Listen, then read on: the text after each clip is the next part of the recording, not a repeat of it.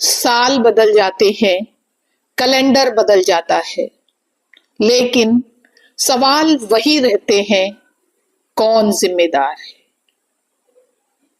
2025 एक ऐसा साल जिसने भारत को विकास की नहीं, हादसों, हिंसा और खामोशी की हेडलाइन। आज इस वीडियो में हम याद करेंगे वो सब जिसे भूल जाना सत्ता के लिए आसान है, लेकिन जनता के लिए नामुमकिन। साल की शुरुआत ही हुई और प्रयागराज के कुंभ में श्रद्धा भीड़ बन गई और भीड़ मौत, भगदड़, लाशें और वही पुराना बयान, जांच के आदेश दे दिए गए हैं। फरवरी आई, उत्तराखंड में हिमस्खलन हुआ, मजदूर मलबे में दब गए। एक मजदूर जिसके पास मशीन तो नहीं थी, सिर्फ एक खुरपी थी, उसने 40 लोगों की जान बचाई और बदले में उसके घर पर बुलडोजर चल गया। पूछेंगे नहीं कि वो बुलडोजर क्यों चला? वो बुलडोजर इसलिए चला क्योंकि वो एक मजदूर मुसलमान था।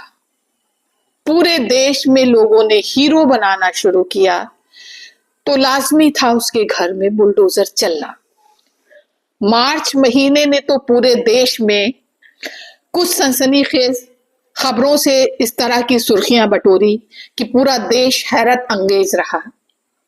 वो 14 मार्च, होली की रात, जिस दिन जज यशवंत वर्मा के घर से जलती हुई नोटों की बोरियों का जखीरा मिला, जांचें हुई, तमाम रिपोर्ट आई, लेकिन ये आज तक खुलासा ना हो पाया कि उनके घर ये इतनी बड़ी बोरियों की नोटों से भरी बोरियों का जखीरा कहां से आया।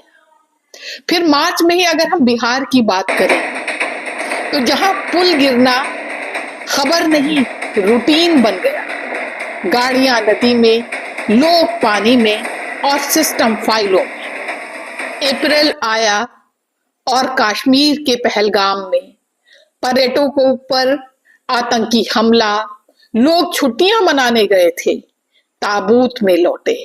देश ने सवाल किया, सुरक्षा कहां थी? अगर हम मई और जून की बात करें तो युद्ध का शोर, हादसों की चीख में गुजरा मई। भारत पाक तनाव, ऑपरेशन सिंदूर, फिर अचानक सीज फायर और अमेरिका से ये बयान आया, सीज फायर मैंने करवाया है। भारत ने कहा नहीं, लेकिन सवाल आज भी है, सच क्या है? जून में तो पूरी दुनिया की सांसें ही थम गई। अहमदाबाद विमान हादसा, 240 से ज्यादा लोग, एक विमान और सिर्फ एक जिंदा। पूरे देश ने पूछा, मेंटेनेंस कौन देखता है, जिम्मेदार कौन लेता है? अगर हम जुलाई और सितंबर की बात करें तो राजनीतिक और प्राकृतिक दोनों बेरहम रहे। जुलाई में उपराष्ट्रपति का इस्तीफा, अगस्त में उत्तराखंड में बाढ़, लाशें और राहत की घोषणाओं में गुजर गया। सितंबर से नवंबर तक की अगर हम बात देखें तो दंगे, चुनाव और खामोशी में ये 3 महीने गुजरे। नई कुर्सियां भर गईं, लेकिन जख्म नहीं भरे। अक्टूबर में बहराइच सांप्रदायिक हिंसा का मामला, जिसका जहर 2025 में भी चलता रहा। नवंबर आता है, बिहार चुनाव, वोट पड़े, सरकार बनी, लेकिन पुल, स्कूल और अस्पताल अब भी सवाल पूछ रहे हैं। साल के आखिरी महीने काफी गमगीन रहे। बीएलओ और सरकारी कर्मचारियों की मौतें, एसआईआर फॉर्म भरवाने का दबाव, डर और लगभग 38 से 39 मौतों का दावा।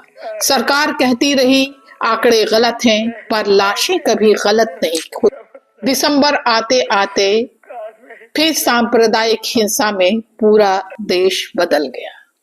25 दिसंबर यानी कि क्रिसमस डे, बड़ा दिन, चर्च के बाहर हंगामा, धर्म के नाम पर शांति को चुनौती। तो ये था 2025, जहां हादसे हुए, लोग मरे और जिम्मेदारी हमेशा की तरह गायब रही। सवाल सिर्फ इतना है, अगर यही विकास है तो कीमत हमेशा जनता को क्यों